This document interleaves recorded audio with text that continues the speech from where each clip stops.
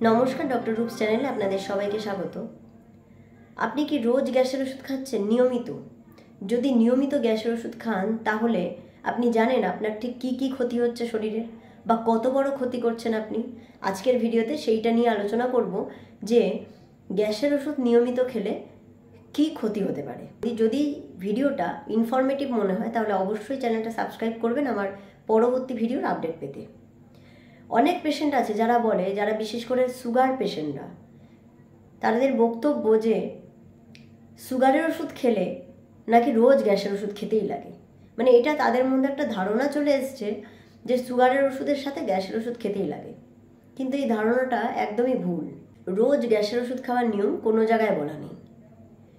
গ্যাসের ওষুধ অ্যাকচুয়ালি কী ক্ষতি করছে সেটা শুনুন। আমরা যেটা খাই সেটা তো আমাদের স্টমাকের মধ্যে যাচ্ছে বা পাকস্থলীর মধ্যে যাচ্ছে। পাকস্থলীর মধ্যে কি থাকে না, HCl বা হাইড্রোক্লোরিক অ্যাসিড থাকে। যদি বাইরে থেকে আমরা গ্যাসের ওষুধ খাই তাহলে কি হচ্ছে যে এই HCl এর পরিমাণ বা গ্যাস্ট্রিক জুস যেটা থাকে পাকস্থলীর মধ্যে সেটার পরিমাণ কমে যায়, তখন হজমের সমস্যা হয়। এবার নিয়মিত গ্যাসের ওষুধ খেতে থাকলে, বাইরে থেকে যদি গ্যাসের ওষুধ খেতে থাকি তাহলে পেটের মধ্যে কিছু রিয়াকশান হয়। তাতে কি হচ্ছে না, আপনার HCl তৈরি হওয়ার প্রবণতাটাই কমে যাচ্ছে। আর এই ন্যাচারালি HCl বা গ্যাস্ট্রিক জুস এটা খাবারকে হজম করতে সাহায্য করে। এটা ন্যাচারাল প্রসেস যেটা পেটের মধ্যে হয়। তাই এই ন্যাচারাল প্রসেসটা আস্তে আস্তে খারাপ হয়ে যাচ্ছে। তাই অনেকে বলেন যে গ্যাসের ওষুধ খেয়ে আসি তো রোজ, না খেলে মানে যেদিন খাই না সেদিন গ্যাস হয়। এটা তখনই হয় যখন আপনি নিয়মিত 5-7 বছর গ্যাসের ওষুধ খেয়ে যাচ্ছেন। তখন কি হয়, HCl তার কাজ করাটা বন্ধ করে দেয় বা HCl তৈরি হওয়াটা বন্ধ হয়ে যায়, হজমের সমস্যা তৈরি হয়। তখন আর বাইরে থেকে গ্যাসের ওষুধ না খেলে হয় না। তাই এই পরিস্থিতিটাকে আটকাতে হবে এবং আটকানোর জন্যই গ্যাসের ওষুধ খাওয়ার প্রবণতাটা কমাতে হবে। এটা শরীরে অনেক রকম ক্ষতি করছে। আর একটা কথা হচ্ছে, আমরা যে খাবার খাই সেটা ভালো খাবার হোক খারাপ খাবার হোক, বাইরের খাবার তার মধ্যে কি থাকছে, অনেক ইনফেকশন ঢুকে যাচ্ছে পেটের ভিতরে। যেটা বাইরের ধুলোবালি বা কোনো সামান্য ইনফেক্টিভ খাবার পেটের মধ্যে ঢুকে যাচ্ছে, পেটের নিজস্ব ক্ষমতা থাকে যে এই খারাপ ব্যাকটেরিয়াযুক্ত খাবারকে নষ্ট করে দেওয়া, মানে এই খারাপ ব্যাকটেরিয়াকে নষ্ট করে দেওয়ার। এই যে গ্যাস্ট্রিক জুস তৈরি হয় আমাদের পাকস্থলীতে, সেটা এই সামান্য ব্যাকটেরিয়া যেগুলো খারাপ সেগুলোকে নষ্ট করে দেয়।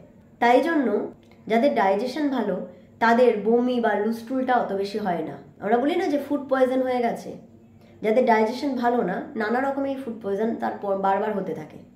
আর এই গ্যাস্ট্রিক জুস, HCl এগুলোই এই ব্যাকটেরিয়াগুলোকে মেরে দেয়। যদি আমরা বাইরে থেকে ওষুধ দিই তাহলে এরা কাজগুলো কমিয়ে দেয় বা গ্যাস্ট্রিক জুস তৈরি হওয়া কমে যায়।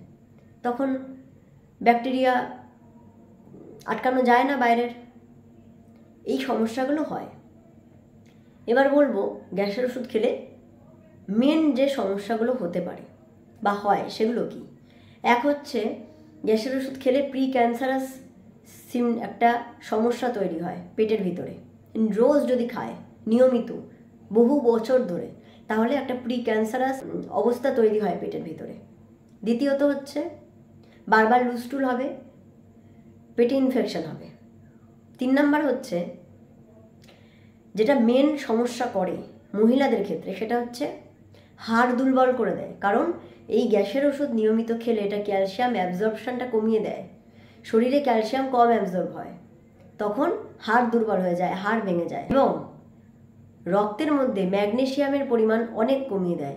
এই ম্যাগনেসিয়ামের পরিমাণ কমে গেলেও কিন্তু শরীরের ইমিউনিটি কমে যায় এবং নানা রকমের সমস্যা তৈরি হতে পারে যদি বহু বছর ধরে গ্যাসের ওষুধ খাওয়া যায়। তাই যে কোনো রকমের গ্যাসের ওষুধ খাওয়া কমিয়ে দিতে হবে এবং পারলে পুরোপুরি বন্ধ করতে হবে। যদি খুব গ্যাস হয় বা কিছু বা ডাইজেশনের প্রবলেম হয়, রাত্রিবেলা একটু গরম জল খান, একটু ফাইবার জাতীয় খাবার খান, ভাতের পরিমাণ কমিয়ে দিন বা বেশি রাতে খাওয়া বন্ধ করে দিন। যখন খেতে বসবেন তখন একবারে এতটা না খেয়ে অল্প অল্প করে খান, জল খান বেশি করে। এইগুলো যদি করতে পারেন তাহলে দেখা যাবে যে গ্যাস আপনার এমনিই কম হচ্ছে। একটু হাঁটাচলা করুন, ফিজিক্যাল অ্যাক্টিভিটির মধ্যে থাকুন। তেল জাতীয় খাবার কম খান।